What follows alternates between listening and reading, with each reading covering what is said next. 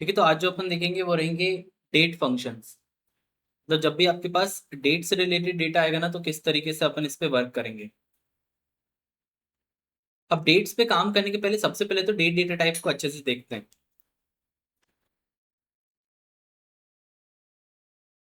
आप जब भी एक्सेल में डेट्स को इस्तेमाल करते हो, जैसे अगर आज की तारीख लिखें अपन 16/3/26, ठीक है। अभी मैंने इस फॉर्मेट में लिखी है उसको, ठीक है, सिर्फ एंडिंग में 26 लिखा है, मगर जैसे आप एंटर करोगे वो प्रॉपर पूरी कंप्लीट डेट लिख देता है। और जैसे ही वो डेट कंप्लीट कर भी देगा, होम पे आप देखोगे ऑटोमेटिकली वो डेट डेटा टाइप पे भी सेट हो जाता है। इसका मतलब ये जो डेट है ये अभी डेट डेटा टाइप में है। जब भी आप डेट पे काम करोगे ना, तो ये मेक श्योर करना पड़ेगा कि जो डेट्स हैं वो डेटा टाइप डेट में होनी ही चाहिए।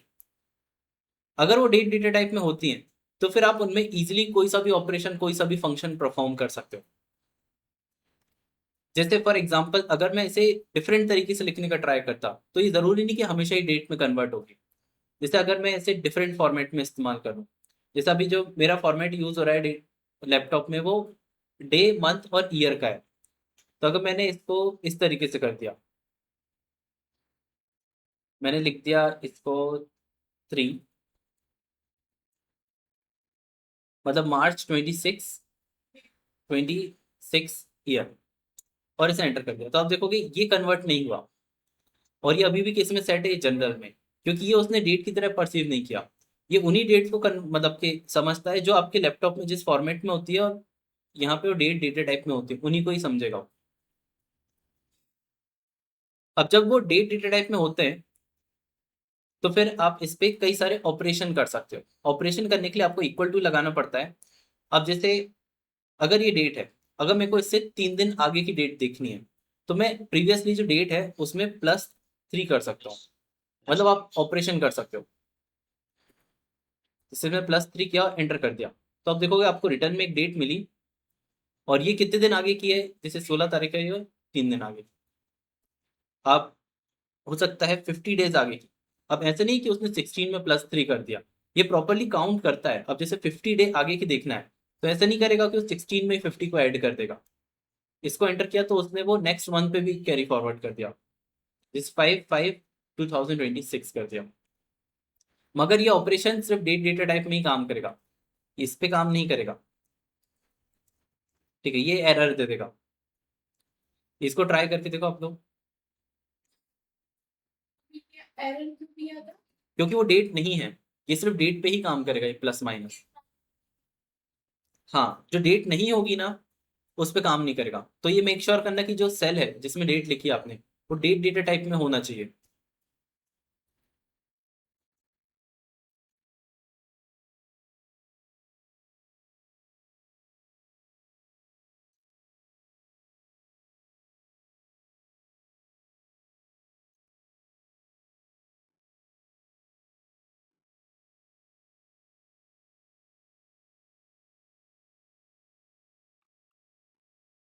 आ गया।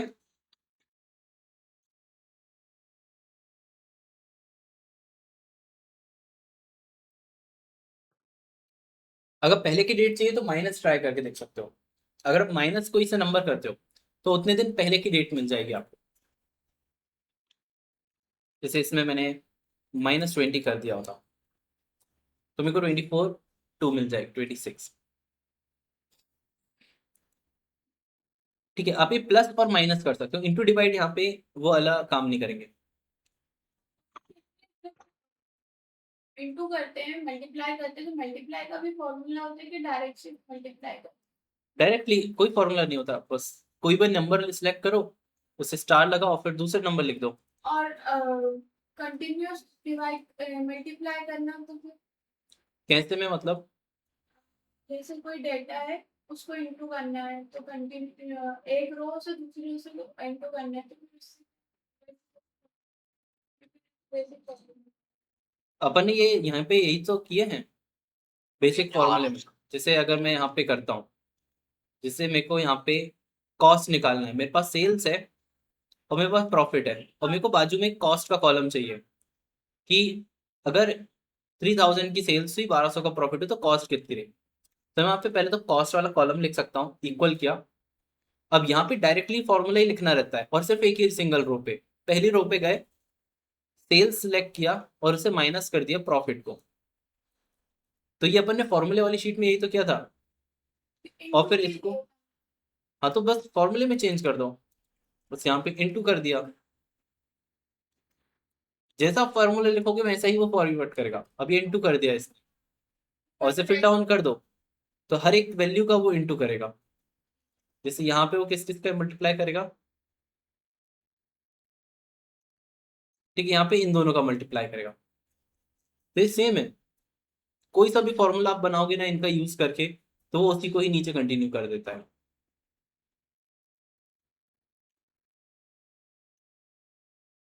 आ गए यहाँ तक। अब दूसरे अपन देखते हैं यहाँ पे,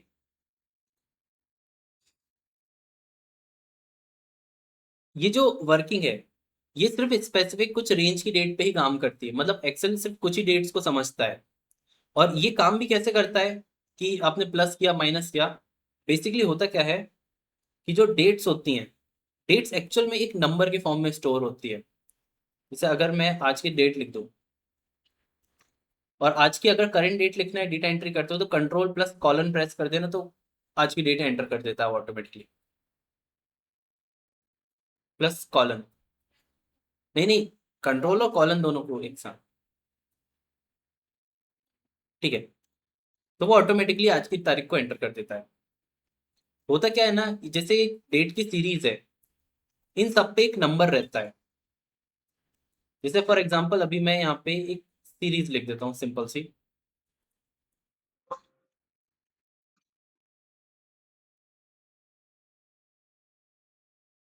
जैसे मान लो फॉर एग्जांपल ये जो 20 तारीख है, अगर इसका नंबर 5 है और अगर मैं 20 तारीख में 2 को ऐड करता हूँ, तो बेसिकली वो ऐड इसमें नहीं करेगा, वो इस 5 में ऐड को करेगा 2। फिर ये आ जाएगा किस पे, 7 पे, और 7 के सामने जो डेट होगी ना उसे रिटर्न कर देगा। मतलब हर एक नंबर एक बेसिकली एक, हर एक डेट एक नंबर ही है। और इसके पास इसका पूरा कैलेंडर है, मतलब डेट्स का, ये स्टार्टिंग से लेके बहुत सारे एंड तक के। और ये जो कैलेंडर है ये स्टार्ट कहाँ से हुआ है, ये स्टार्ट हुआ है 1/1/1900 से। जैसे अगर मैं इसको, डेट है, ये ऑटोमेटिकली डेट डेटा टाइप पे चलेगा। अगर मैं इसे नंबर पे सेट करता हूँ तो आप देखोगे यहाँ पे 1 लिखा है, ठीक है। 2 जनवरी 1992 को 2 वाला नंबर है। तो जैसे आज की तारीख जो है, अगर मैं आज की तारीख को अगर कन्वर्ट कर देता एक नंबर पे, तो वो लगभग 46,097 आ जाता, ठीक है। मतलब ये जो डेट्स है ये एक्चुअल में नंबर की तरह स्टोर है। और जब मैंने यहाँ पे -20 किया, तो इसने -20 करने के बाद इस नंबर पे -20 किया और इसके सामने जो डेट थी ना उसको रिटर्न करा दिया, ठीक है। इस तरीके से डेट्स यहाँ पे काम करती है।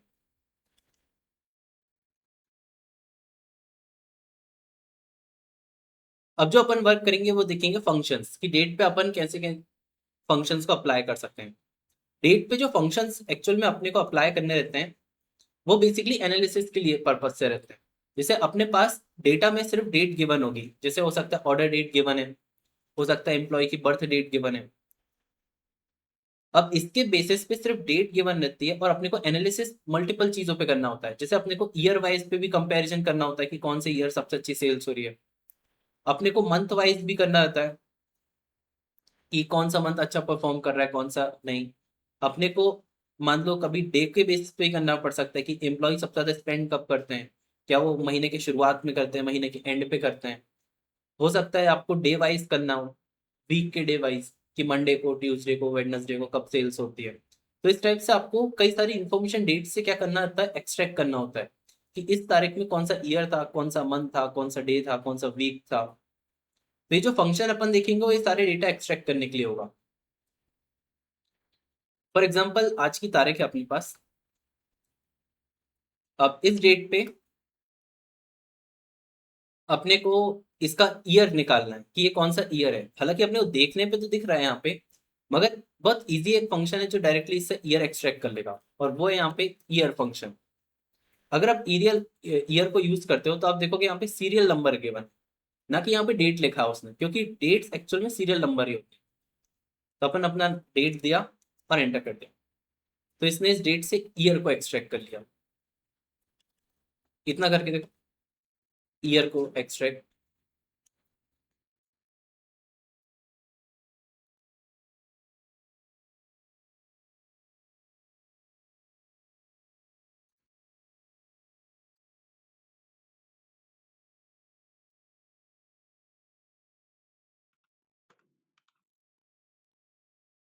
आ गया उसका ईयर। अब ऐसे ही अपन बाकी की इंफॉर्मेशन को एक्सट्रैक्ट करते हैं। जैसे अगर अपने को मंथ चाहिए, जैसे यहाँ पे थर्ड है मंथ, तो यहाँ पे मंथ करके फंक्शन रहेगा, और मंथ को भी सेम एक डेट दे दो और एंटर कर दो, तो वो मंथ को एक्सट्रैक्ट कर लेगा।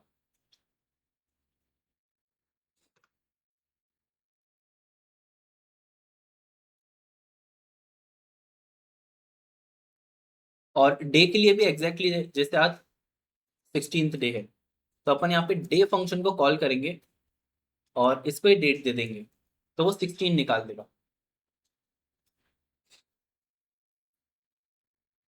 ठीक है आया। अब यहाँ पे डेट में चलो ये सब दिख भी रहा था अपने को, तो ठीक है। मगर जैसे वीक है, जैसे आज मंडे है, तो मंडे के लिए अपन इससे मंडे कैसे एक्सट्रैक्ट कर सकते हैं, वो दिखता भी नहीं है यहाँ पे। तो फिर उसके लिए एक फंक्शन है अपने पास यहाँ पे, वीक डे। वीकडे को डेट दे दो, और बेसिकली इसमें एक और एडिशनल आर्ग्यूमेंट भी होता है।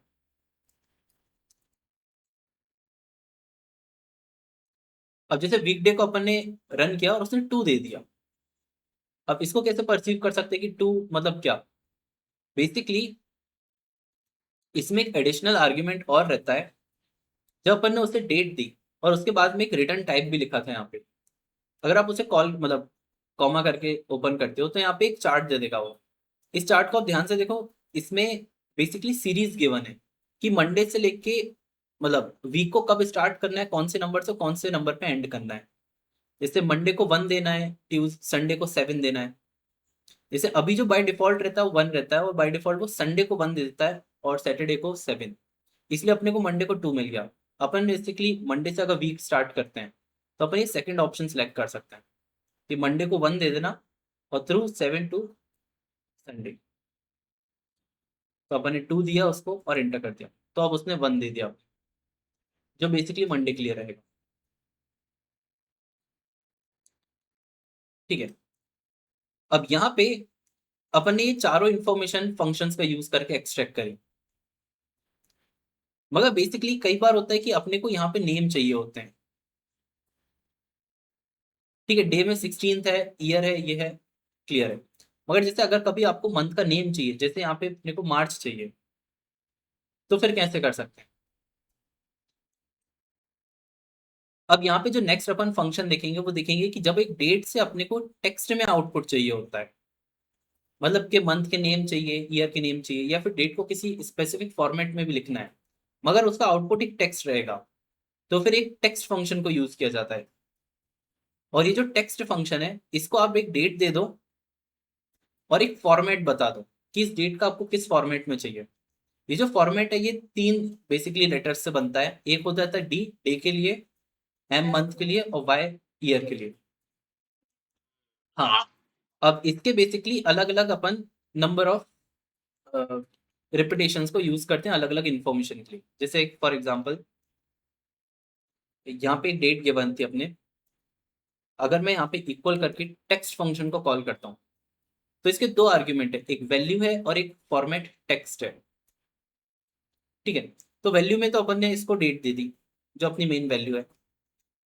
अब जो फॉर्मेट टेक्स्ट है, उसमें अपने को एक टेक्स्ट की तरह लिखना होता है, इसलिए डबल कोट्स का इस्तेमाल करेंगे। और इसके अंदर अगर मैं खाली सिर्फ टी लिख देता हूँ और ब्रैकेट क्लोज करके एंटर करता हूँ, तो आप देखोगे इसमें 16 मिल गया। ठीक है। इसका थोड़ा सा चेंज देखने के लिए मैं ना 16 को हटा के 6 कर देता हूँ, तो वो थोड़ा सा और क्लियर रहेगा। जैसे अब सिर्फ 6 दिख रहा है अपने को।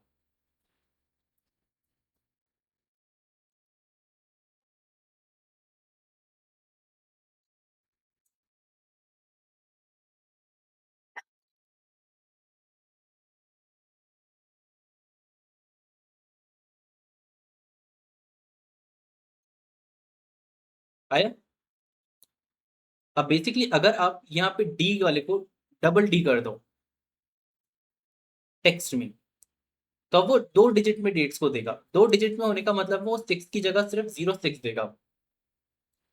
मतलब जो 1 से लेके 9 तक है ना, वो 0102 करके आएंगे, क्योंकि अपन ने 2 डी वाला फॉर्मेट यूज किया। हाँ, डी वाला। हाँ, हर एक डेट 2 डिजिट में आएगी। एक 3 डेट वाला भी है, अगर 3 डी यूज करते हैं तो डेट्स 3 डिजिट में आती है, मगर अब वो डेट नहीं आएगी, अब वो वीक डे पे कन्वर्ट हो जाती है। तो वो अपने को यहाँ पे फ्राइडे मिल गया, क्योंकि 6 तारीख को हो सकता है फ्राइडे था, मगर ये 3 डिजिट में आया। अगर अपन 4 डी ले लेते हैं तो फिर वो फ्राइडे का कंप्लीट नेम देता है। तो ये पूरे 4 डेट हैं। इसके फॉर्मेट का एक टेबल बना के रखा है यहाँ पे टेक्स्ट वाली उसमें। जैसे आप यहाँ पे डी डी को यूज करोगे, तो अपन ने अभी 4 देखे। सेम फॉर्मेट मंथ के लिए होते हैं। मंथ के नेम में अगर पहला एम लेते हो तो नंबर्स में, 2 एम लेते हो तो वो 01, 3 एम में मंथ का नेम दे देगा, 4 एम में ये पूरा नेम दे देता है मंथ का। ईयर में 2 फॉर्मेट होते हैं, डबल वाई से लास्ट के 2 डिजिट दिखेंगे, और 4 वाई से ये कंप्लीट। अब जैसे अगर मेरे को इनको यहाँ पे यूज करना है, जैसे यहाँ पे मार्च अपन फाइंड करके देखते हैं, तो अपने को डी की जगह फिर 3 एम लेने होते हैं। और ये कैसे भी आप कैपिटल ले सकते हो या स्मॉल, दोनों ले सकते हो। तो इसने MAR दे दिया। अगर 4 एम लेते अपन, तो वो मार्च का कंप्लीट नेम दे देता। अब इसको अपन कंस्ट्रक्ट कर सकते हैं। इसका मतलब अगर मेरे को डेट को ऐसे लिखना होता, MAR और यहाँ पे 06, ठीक है, क्योंकि यहाँ पे डेट 06 थी। तो इसके लिए बेसिकली ये 3 एम है, ये डैश एज इट इज आ जाएगा, मतलब डैश कॉमा स्लैश स्पेस जैसा आप लिखोगे वो एज इट इज लिख दो। और 06 चाहिए, 06 के लिए 2 डी लगते हैं, तो आपने 2 डी दे दिए। तो इसका बेसिकली जो फॉर्मेट बन जाएगा वो ये बन जाएगा, 3M-2D। तो अगर मैंने यहाँ पे 3M-और 2D लिख दी, तो आपको डेट को इस फॉर्मेट में शो कर देगा।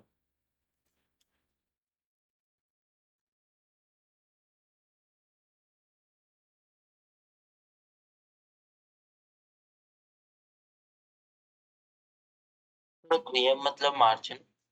हाँ, हाँ, 3M मतलब के मंथ का नेम, जो डेट होगी उसको शो करेगा, मार्च नहीं है ये।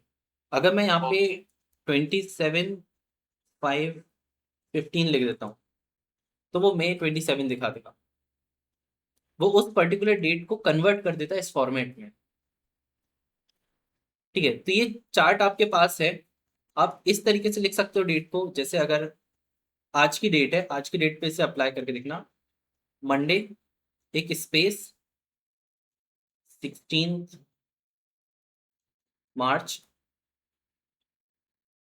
एंड कॉमा, और कॉमा के बाद थोड़ा सा स्पेस और 2026।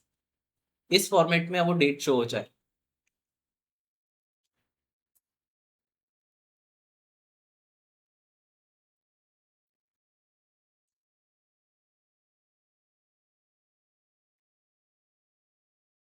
हाँ, जैसे मंडे का MON है, तो मंडे को MON कौन से फॉर्मेट पे ला सकते हो आप। हाँ, और ये पूरा एक ही सिंगल टेक्स्ट में आएगा। हम्म,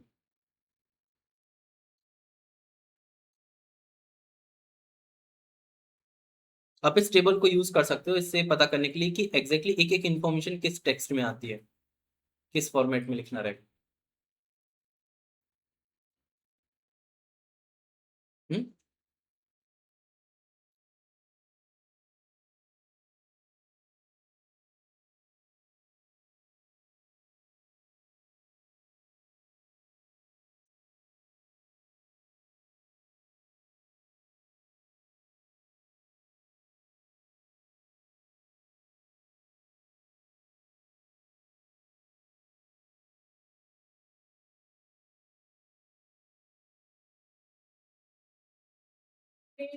मंडे के लिए ये वाला रहता है 3D वाला।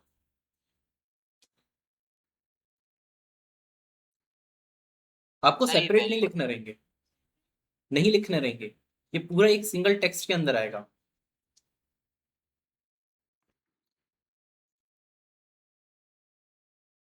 हम वैल्यू में क्या लिखेंगे? वैल्यू में आज की डेट किसी सेल पे लिख देना और फिर इस सेल को रेफर कर देना।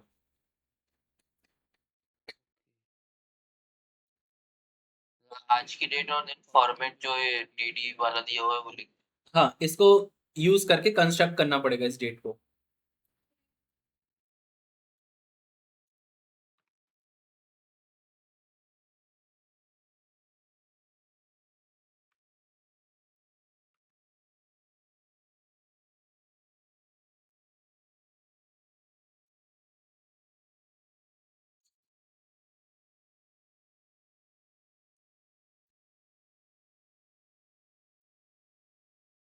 वैल्यू में पूरी डेटा आएगी ना? वैल्यू में ऐसे करना है, अपन ने अभी जैसे किया ना, एक डेट एक सेल पे लिख दी और फिर टेक्स्ट का यूज करना है उस सेल पे, और फिर यहाँ पे ये फॉर्मेट बनाना है ताकि इसका आउटपुट इस डेट को इस फॉर्मेट में शो कर दे। डेट नहीं आएगा, डेट के लिए डेट के लिए फिर ये वाला लगा दो, डबल डी।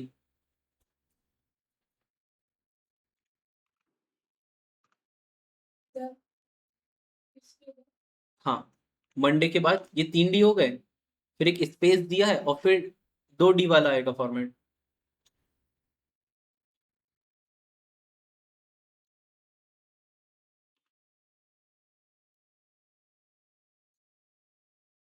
हम्म, बस वो 16 के बाद था वो डैश। हाँ, ठीक है, अपन इसे करके देखते हैं। MON 3 डे चाहिए तो अपन ने 3 डी लिख दिए, फिर एक स्पेस चाहिए था तो एक स्पेस लगाया, फिर डेट को 2 कैरेक्टर में लिखना था तो डबल डी, फिर एक डैश एज इट इज, और यहाँ पे मार्च का पूरा नेम है तो पूरा नेम के लिए अपन 4M को यूज करते हैं। फिर ये कॉमा एज इट इज लिख दिया अपन ने और एक स्पेस लगाया, और फिर यहाँ पे 2026 लिखना था तो अपन ने यहाँ पे ईयर वाला पार्ट है ये, तो 4Y से अपन ने ईयर बना दिया और फिर इस टेक्स्ट को क्लोज करके अपन ने एंटर कर दिया। तो अपने को एग्जैक्टली इसी फॉर्मेट में आज की डेट को लिख दिया अपन ने।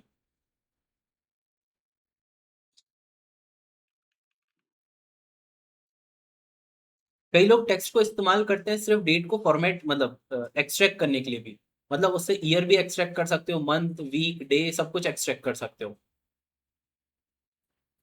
मंडे नहीं, वो तो टेक्स्ट है बस, वो तो ऐसा बताने के लिए टेक्स्ट लिखा था।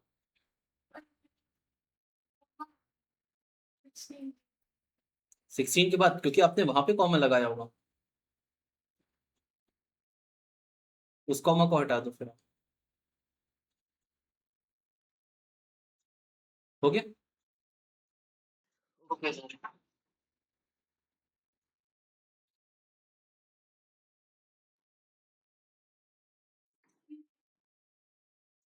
वो आपने कुछ हटाया क्या उससे? इससे मैच करके देखो, से ये लिखा है 3 डी स्पेस फिर 2 डी।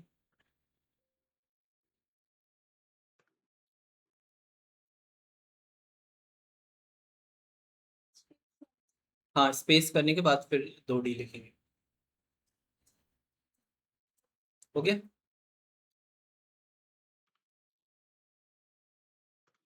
अब अपन आते हैं यहाँ पे डेट्स में से डिफरेंस कैलकुलेट करना। डिफरेंस मतलब फॉर एग्जांपल कई बार ऐसा होता है कि आपको कैलकुलेशन में 2 डेट्स के बीच का डिस्टेंस कैलकुलेट करना होता है। जैसे कि मान लो आपने कुछ ऑर्डर किया और वो कितने दिन बाद डिलीवर हुआ, तो आपको कितने डिलीवरी डेज लगे। हो सकता है आप एक पेशेंट को आज से 3 महीने पहले एडमिट किया था, उसका बहुत लॉन्ग ऑपरेशन चला, 3 महीने बाद उसे डिस्चार्ज किया, तो आपको ये कैलकुलेट करना है कि उसका ड्यूरेशन कितने महीने का रहा। आपको ये कैलकुलेट करना पड़ सकता है कि किसी की एज कितनी है, एज के लिए आप डेट ऑफ बर्थ और आज की तारीख से उसको वो करते हो। तो जब भी 2 डेट्स के बीच में डिफरेंस आपको कैलकुलेट करना होता है, तो यहाँ पे एक फंक्शन होता है डेट डिफ। ठीक है, ये जो डेट डिफ फंक्शन है, ये सजेस्ट नहीं करता, मगर आप फोर्सफुली लिखोगे तो वो काम कर जाता है। इसको काम करने के लिए 3 चीजें चाहिए रहती हैं। हाँ, वो नहीं आता वहां से।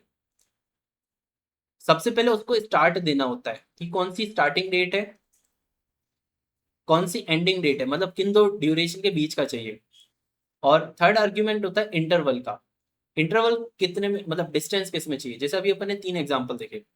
एक एग्जांपल में आपको नंबर ऑफ डेज का डिफरेंस चाहिए था, तो आपने डे का टेक्स्ट दे दिया। अगर आपको डिफरेंस मंथ में चाहिए दोनों डेट के बीच में, तो एम दे दो। ईयर में चाहिए तो वाई दे दो। और ये उसके 3 आर्ग्यूमेंट होंगे। तो अपन इसको करके देखते हैं। अपन ने यहाँ पे मान लो 7 तारीख को, 7 मार्च 26 को कुछ ऑर्डर किया होगा, और वो डिलीवर हो गया यहाँ पे 28 मार्च 26 को।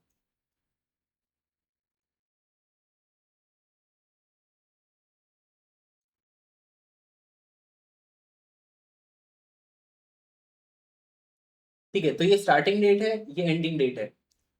तो इसके बेसिस पे अपन कैसे यूज कर सकते हैं कि कितने दिन लगे यहाँ पे ऑर्डर को डिलीवर होने में। तो इसको लिखने के लिए अपन ने डेट डिफ लिखा, और इसके ब्रैकेट डायरेक्टली ओपन कर देना। और ये बेसिकली अगर नीचे सजेस्ट कर देता ना ये वाला, मतलब आपने सही लिखा है। और डेट डिफ में सिर्फ एक सिंगल एफ है। अब यहाँ पे इसे स्टार्टिंग डेट दी, कॉमा करके एंडिंग डेट दी, और कॉमा करके यहाँ पे कोड दे दिया जैसे अपन ने नंबर ऑफ डेज का डिफरेंस किया। ब्रैकेट ओपन किया था आपने।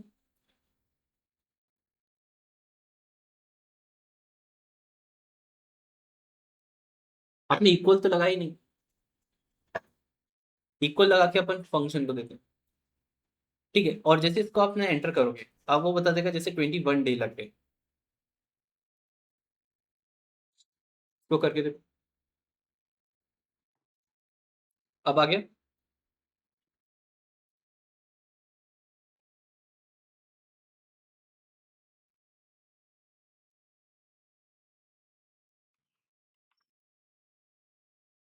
अब कोड दे दिया अपन ने डी का।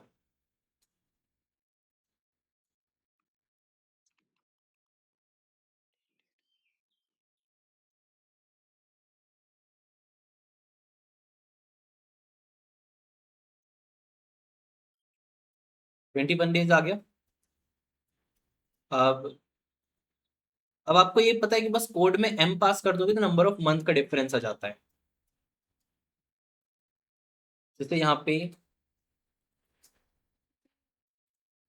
हाँ,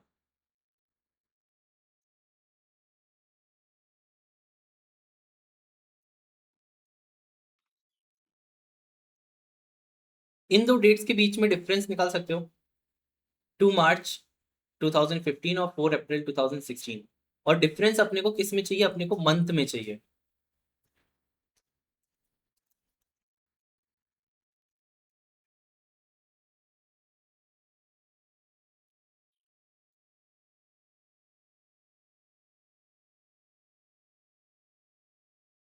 डी की जगह एम आ जाएगा। हाँ, बस डी की जगह अपन ने वहां पे एम लिख दिया, तो वो नंबर ऑफ मंथ में आउटपुट देगा।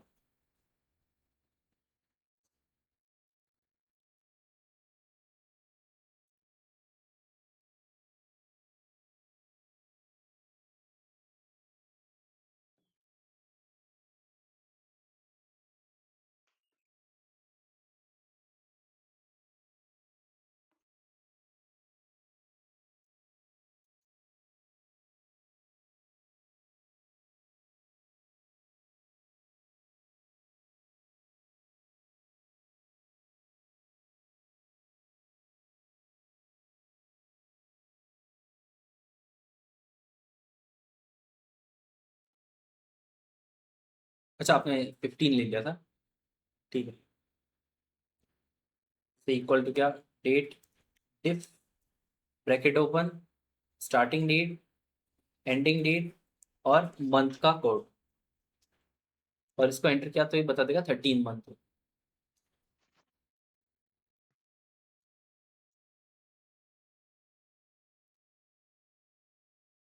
अब नेक्स्ट है, इस पर्सन की आपको एज निकालना है, और उसका जो डेट ऑफ बर्थ है वो यहाँ पे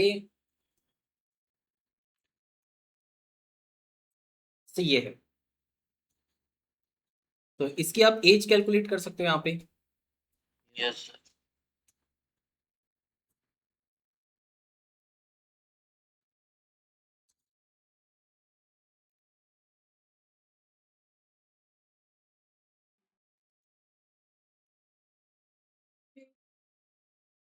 डेट डेट हाँ, एज अपन नॉर्मली कैसे कैलकुलेट करते हैं, किसी पर्सन की एज। की डेट माइनस हमारी डेट ऑफ बर्थ।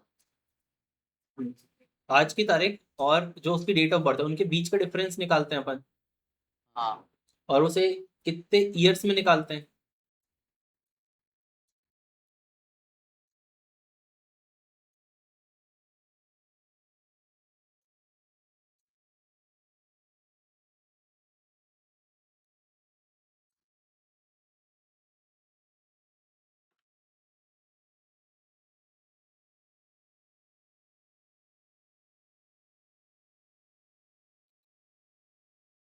आज की डेट ले ली, आज की खुद से लिखी, और फिर उन दोनों को लेके फिर डिस्टेंस अपने को इंटरवल्स ईयर में देना रहेगा।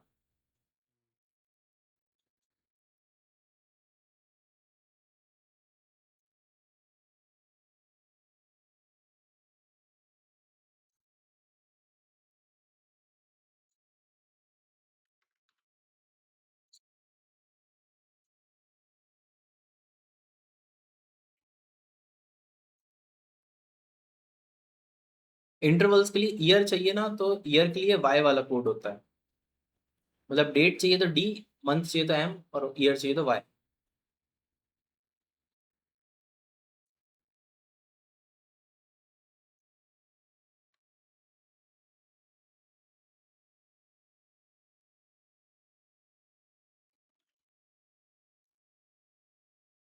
नहीं आया। अब जैसे अपने पास सिर्फ और सिर्फ गिवन क्या थी, डेट ऑफ बर्थ गिवन थी, आज की तारीख गिवन नहीं थी, तो अपन यहाँ से खुद से बना सकते हैं। तो अपन ने चलो आज की तारीख यहाँ पे एंटर कर दी।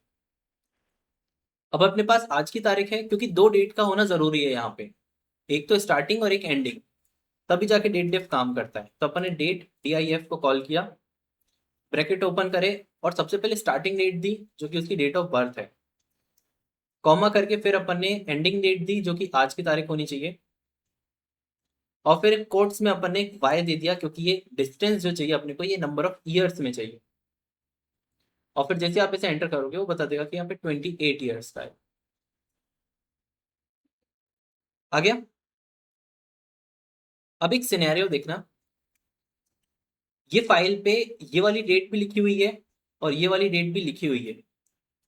अगर मैं आज से 4 साल बाद इस फाइल को ओपन करूं, और मैं चाहता हूं कि उसकी डेट, उसकी मेरे को करंट एज मिल जाए उस पर्सन की, तो फिर 4 साल बाद अगर इस फाइल को ओपन करोगे तब भी ये डेट क्या शो करता रहेगा, 16 मार्च 26, बट वो एक्चुअल में वो पर्सन 32 ईयर्स का हो चुका होगा। तो यहाँ पे मेरे को जब भी मैं इस फाइल को ओपन करूं तो मेरे को हमेशा क्या करना पड़ेगा, इसमें अपडेट करना पड़ेगा आज की तारीख में। तो आपके पास खुद से बार बार अपडेट ना करो, इसके लिए एक फंक्शन होता है, जो फंक्शन हमेशा ही आज की करंट तारीख को रिटर्न करता है, और वो फंक्शन है यहाँ पे टुडे फंक्शन। इसमें कोई आर्ग्यूमेंट नहीं लगता, सिर्फ जैसे ही आप इसको लिख के रन करते हो वो आज की जो प्रेजेंट डेट होती है उसको रिटर्न कर देगा। जैसे अगर मैंने यहाँ पे इक्वल करके टुडे कर दिया और ब्रैकेट क्लोज ही कर दी, क्योंकि उसको कोई आर्ग्यूमेंट चाहिए नहीं है, और एंटर कर दिया, तो इसने आज 16/3 ये दे दिया। अगर यही फंक्शन को मैं कल रन करूंगा तो वो 17/3/26 देगा। हाँ, इसको यूज करके देखो।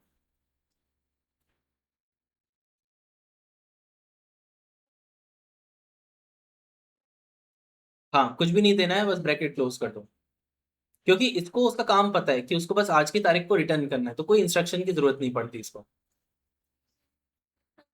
अब इसे यूज कैसे करना है, अपन ने यहाँ पे आज की तारीख को खुद से लिखा तो उसने 28 तारीख दे दी, मगर अगर इस फॉर्मूले को डायनेमिक बनाना है तो अपन फिर इस वाले सेल पे आज की तारीख नहीं लिखेंगे, अपन यहाँ पे फंक्शन को यूज करेंगे, टुडे फंक्शन।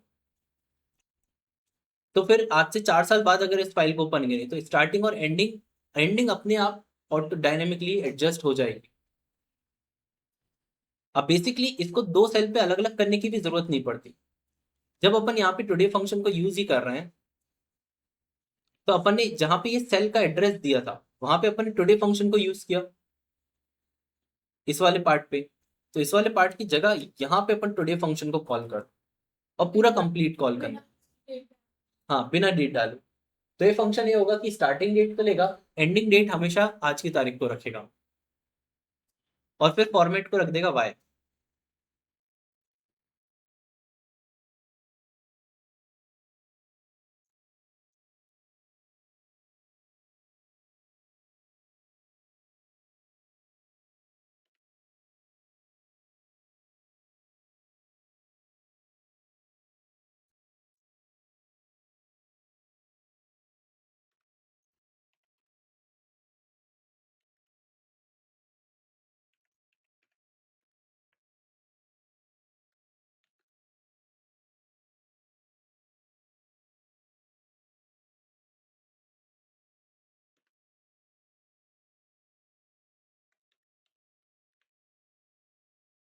कर लिया। और जैसे इसको रन करोगे वो 28 फंक्शन को पूरा लिखना पड़ता है, मतलब फंक्शन का पेरेंथेसिस ओपन और पेरेंथेसिस क्लोज, तब जाके वो फंक्शन की बॉडी कंप्लीट होती है। अच्छा, वो जो डिफरेंस दिखा रहा है वो हो सकता है वो डेट में कन्वर्ट कर दिया उसने। देखो क्या दिक्कत है। आपने सेल कौन सा सिलेक्ट किया, ब्लू वाला? नहीं, मगर फॉर्मूले पे डबल क्लिक करो। अब कौन सा दिख रहा है आपको? नहीं, मगर फॉर्मूले में तो देखो अब क्या हो रहा है।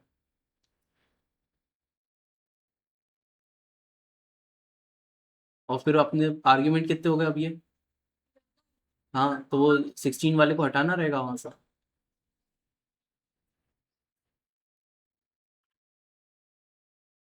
जब सेल सिलेक्ट करो तो वो हाईलाइट देखा करो कि कौन सा कलर सेल अपन ने सिलेक्ट किया उसे।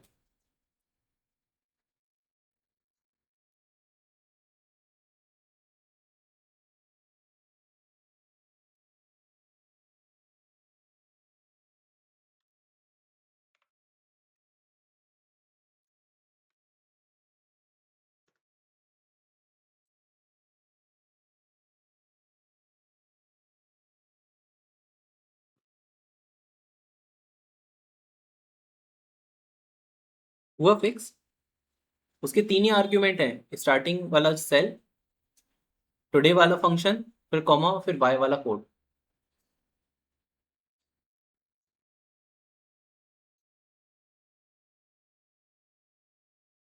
आ गया।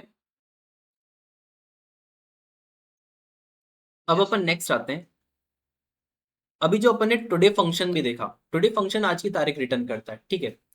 कई बार होता है कैलकुलेशन में आपको टाइम वाइज कैलकुलेशन भी करना होता है, जैसे जोमेटो स्विगी ये सब है, ये पार्सल डिलीवर कितने मिनट में हुआ। अब इनकी कैलकुलेशन कैसे होती है कि कितने मिनट में लग रहे हैं, तो उसके लिए आपको बहुत प्रिसाइसली टाइम को भी मेजर करना होता है। तो एक फंक्शन है, जैसे कि मान लो ऑर्डर अभी प्लेस हुआ, तो उसका डेट प्लस उसका टाइम भी आपके पास रहेगा। अब अभी का करंट टाइम कितना हो रहा है अगर उसे मेजर करना है, तो जैसे टुडे आज की डेट रिटर्न करता है, वैसे ये फंक्शन है नाउ। नाउ फंक्शन को भी कोई आर्ग्यूमेंट नहीं चाहिए होता है, और ये current date plus time return करता है। जैसे आपने इसको रन किया और इसे नाउ को कॉल कर दिया, इसको भी कोई आर्ग्यूमेंट देने की जरूरत नहीं है, पेरेंथेसिस डायरेक्टली क्लोज कर दिए और रन कर दिया। हाँ, नाउ से डेट प्लस टाइम पता चलता है। जैसे फॉर एग्जाम्पल यहाँ पे 16:03 तो दिया उसने, और 12:51 भी दे दिया कि 12:51 हो रहा है।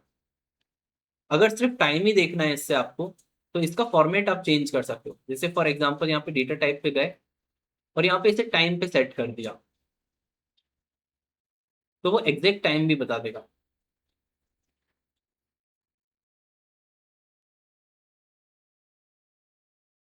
अब ये टाइम, जैसे ही कोई एक्शन होता है ना एक्सेल पे, उसके फॉर्मेट में आप देखो आपने कौन सा टाइम सेलेक्ट किया है।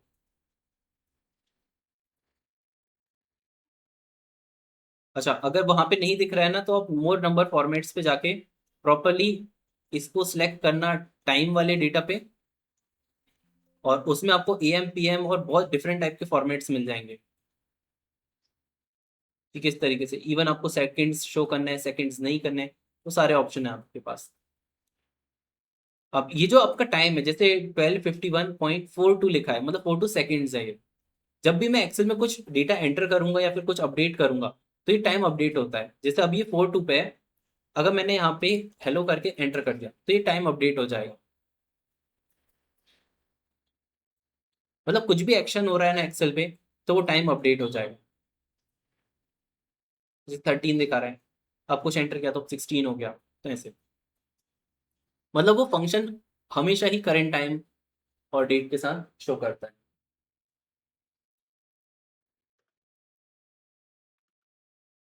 आ गया? Yes sir.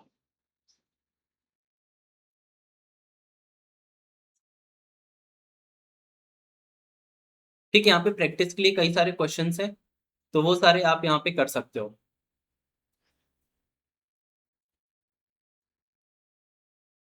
एक और फंक्शन रहेगा यहाँ पे, डेट फंक्शन।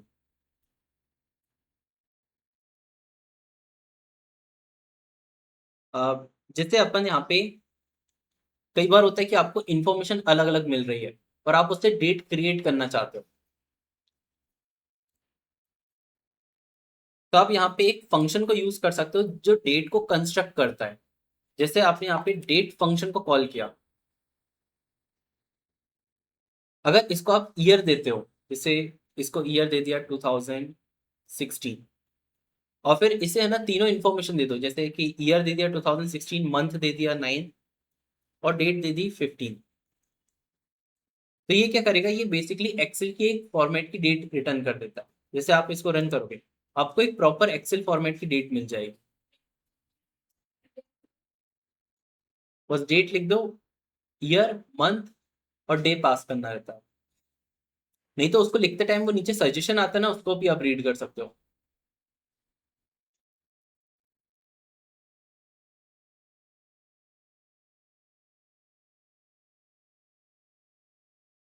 जैसे अभी प्रॉब्लम नहीं हुई थी कि आप यहाँ पे डेट कंस्ट्रक्ट कर रहे थे, अपने को पता नहीं है कि किस फॉर्मेट में लेगा, तो आपने गलती से यहाँ पे 15 लिख दिया, फिर 9 लिख दिया, फिर 16 लिख दिया और एंटर कर दिया।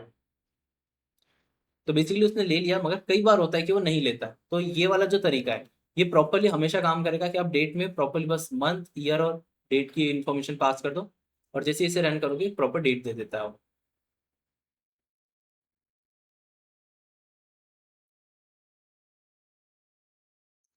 ठीक है, नेक्स्ट क्लास से अपन फिर दूसरे फंक्शन स्टार्ट कर देंगे। ठीक है, अभी के लिए फिर यहाँ पे अपन क्लास एंड करते हैं।